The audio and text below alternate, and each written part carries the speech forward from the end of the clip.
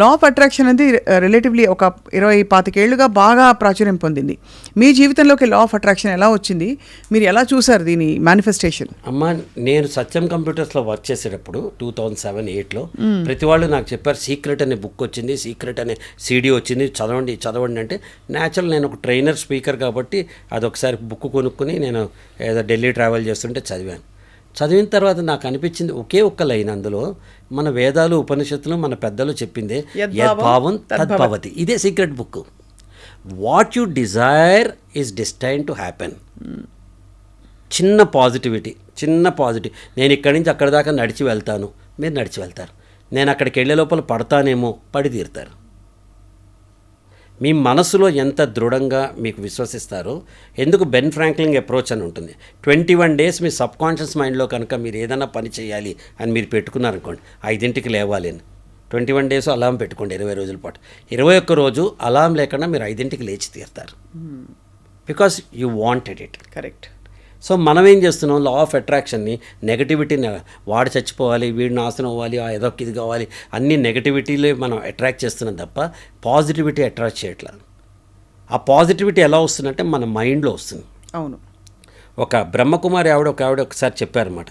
ఒకప్పుడు రాముడు అయోధ్యలో ఉండేవాడు, రావణాసుడు ఎక్కడో లంకలో ఉండేవాడు దూరంగా.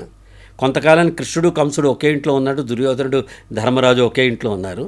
ఇప్పుడు మనం ఒంట్లోనే ఉన్నారు ఇద్దరు. మనలోనే పాజిటివిటీ ఉంది, మనలోనే నెగిటివ్ ఉంది. ఏమ్మా స్వప్న భావన అని 2 మనకి షేడ్స్ వస్తున్నాయి. ఇలాంటి టైంలో నువ్వేం చేయాలంటే నీ ప్లేట్ని ఎంత క్లియర్గా పెట్టుకోవాలంటే అంత క్లియర్గా పెట్టుకోవాలి. ఒక అరటిపండు తింటాం, మీరు కింద పడేశారనుకోండి, వెండి పళ్ళలో పడితే ఏం తేడా రాదు, మనం తీసుకు తింటాం.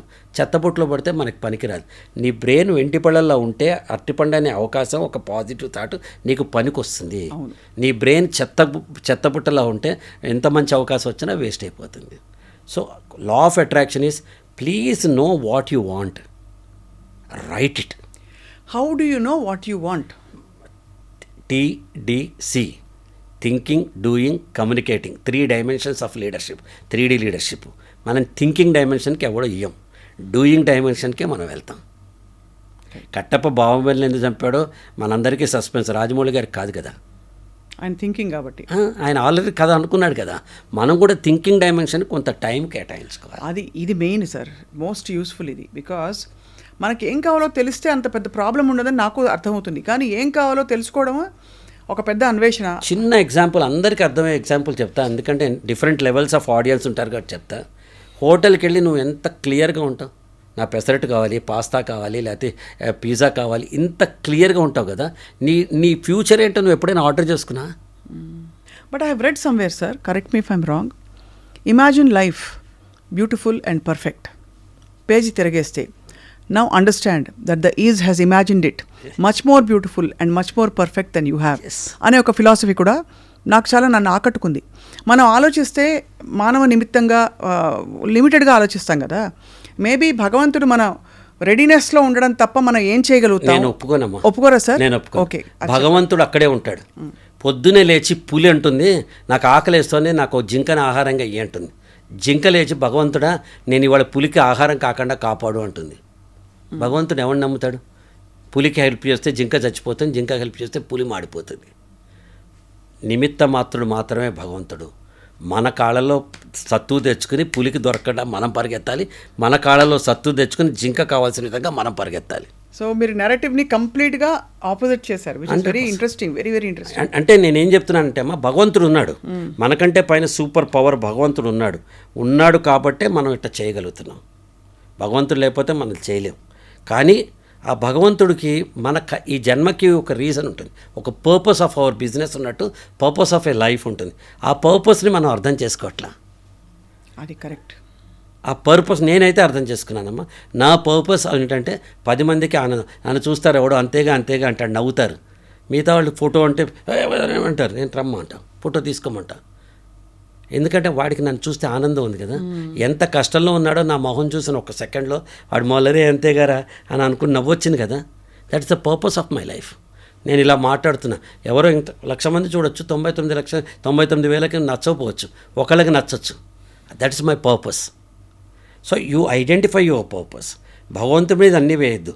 భగవంతుడు ఈజ్ ఓన్లీ GPS. నువ్వు ఇక్కడికి రావడానికి ఐ డ్రీమ్స్కి రావడానికి జీపీఎస్ పంపించారు కదా, భగవంతుడు జీపీఎస్. రావాల్సిందేనే, కూర్చోవలసిందేనే, మాట్లాడవలసిందేనే. Beautiful sir. ఇది చాలా వెరీ ఎన్లైటనింగ్ ఇది, ఈ వే ఆఫ్ థింకింగ్. బికాజ్ చాలా నిర్లిప్తతతో కొంత సమాధాన పడిపోతూ ఇదే జీవితం అని, అది కూడా ఒక గొప్ప గుణంగా, గొప్ప వరంగా మనం చలామణి అయిపోతాం. దాన్ని కంటెంట్మెంట్ అండ్ పీస్ అనుకుంటాం. బట్ యాక్చువల్లీ మీరు అనేది అది కాదు. మనం చేసిన చర్య చేసిన తర్వాత అప్పుడు కంటెంట్గా ఉండాలి. అంతేనా? చేయి నువ్వు, you be happy with what you are and what you do. Right. So నేనేం చేశానంటేనమ్మా, నన్ను ఎవరో అడిగారు, సార్ మీరు సినిమా ఇండస్ట్రీలో ఇట్లా ల్యాంక్వైల్స్లో ఎదగలేదు. కరెక్ట్ అండి, నేను ల్యాంక్వైల్స్ కాదు, నేను గచ్చిబౌలి విస్తరించాను అని చెప్పాను. అబ్బా సూపర్. అంటే కనిపించే గ్రోత్ కాదు నాది, అంతే, కనిపించని గ్రోత్. అట్లాంటి నేను ఎవరిని విమర్శించట్లా. నాకు తల్లి సినిమా ఇండస్ట్రీ, టీవీ ఇండస్ట్రీ నా తల్లి. I always feel it as my acting is in my blood. And then 5వ సంవత్సరం మొహానికి రంగేసుకున్నానమ్మా as a child artist. I'm now 63. ఎంత అటాచ్మెంట్ ఉంటుంది ఆ ప్రొఫెషన్కి మీరు చెప్పండి. కానీ మీరు ఎప్పుడు డిటాచ్ అవ్వాలో అది కూడా అవ్వగలిగారు. నేను ఇప్పుడు కూడా నాకే అన్ని రోల్స్ రావాలనుకోలే, అయ్యో ఆ రోల్ నేను వేయాల్సింది కదా అనుకోలేదు. టెలివిజన్లో వేసేసానమ్మా. చాలు. నేను చాణక్యుడు వేషం వేసా, శ్రీనివాసుడు వేషం వేసా, ఆళ్వార్క వేషం వేసా, హీరో వేషం వేసా, విలన్ వేషం వేసా, నేను భగత్ సింగ్ వేషం వేసా, ఒక 90 ఏళ్ల ముసలోడు వేషం వేసా, 64 కుర్రాడు వేషం వేసా, అన్నీ వేసేసుకున్నాను నేను. నా తృష్ణ మొత్తం టెలివిజన్లో తీరిపోయింది. అది అంటే నేనేం చెప్తానమ్మా, ఒక వేషం ఏదో వచ్చింది, అనిల్ రావిపూడి గారు ఇచ్చారు, అంతేగారు. అది నేను indebted to him because next generation నన్ను పరిచయం చేశాను. అవును. ఒక తరానికి తెలిసిన ప్రదీప్ని ఇంకో తరాన్ని పరిచయం చేసింది. ప్రతి ఒక్కళ్ళు నన్ను లైక్ చేశారు. అంత మాత్రం చేత నేను మళ్ళీ అన్ని కామెడీ వేషాలు వేసుకుంటూ పోతే దెర్ ఇస్ నో పర్పస్. అందుకని నేను అట్లీస్ట్ ఒక 10-15 సినిమాలు వదిలేసుకున్నారు. వదిలేసి ఇప్పుడు కూడా వదిలేస్తా. ప్రాబ్లం ఏమవుతుంది నాకు, ఫర్ ఇన్స్టెన్స్ ఇప్పుడే బుక్ అయి ఉంటాయి. 2వ తారీఖు నేను ఇక్కడ ఉండాలి, 3 నెల్లూరు వెళ్ళాలి, 4 సిద్దిపేట వెళ్ళాలి, నా ట్రైనింగ్స్కి నా స్పీచెస్కి ఉంటాయి. వీళ్ళు కరెక్ట్గా డేట్లు అడుగుతారు, ఒకటి డేట్లు కుదరవు బికాస్ దీంతో ఉన్నానుగా. ఇదేంటి అంటే ఇది నాకు మోర్ తృప్తినిస్తుంది. ఈరోజు చాలా ఇంపార్టెంట్ కదా, మోర్ తృప్తినిస్తుందమ్మా నాకు. అది రెపిటేషన్. అలాంటి వేషం నేను మంచి వేషం వస్తే వేస్తాను, మళ్ళీ నాలో ఆర్టిస్ట్ ఉంటాడు, నేను కాదని చెప్పట్లా. కానీ బతకడం కోసం ఏది పడితే అది వేయాల్సిన అవసరం నాకు లేదు. అది నేను మధ్యతరగతి వాడిని, మధ్యతరగతిగానే బతుకుతాను. I rode to my life. I'm a middle class guy with rich values. I'm not a rich guy with mediocre values. I rode to my life. Super sir. So inspiring to see this kind of clarity Pradeep garu. Clarity అమ్మా, అంతమించే నా జీవితం కాబట్టి నేను చెప్తాను. మీరు అడిగారు కాబట్టి చెప్తాను, అయితే ఎవరికి చెప్పను కూడా చెప్పాను నేను. లేదు తప్పకుండా ఇది తెలియాలి సార్. ఎందుకంటే అల్టిమేట్గా ఎన్ని తిరిగినా, ఎన్ని దేశాలు, ఎన్ని కోట్లు సంపాదించినా ఈ చిత్తం శాంతంగా ఉండాలి అనేది అది అల్టిమేట్ అరైవల్. ఇదే ఇంటర్వ్యూలో ఇంకోళ్ళు కూర్చోబెట్టి మీకు పూర్ణిమకి క్రష్ ఉంది కదా అంటే, ఎక్కడ దానికి మనవరాలు పుట్టారు, నా మనవరాలు పుట్టి ఇంకా క్రష్ ఏంటి ఇప్పటికీ అడిగారా? సారీ నేను చూడలేదు సార్.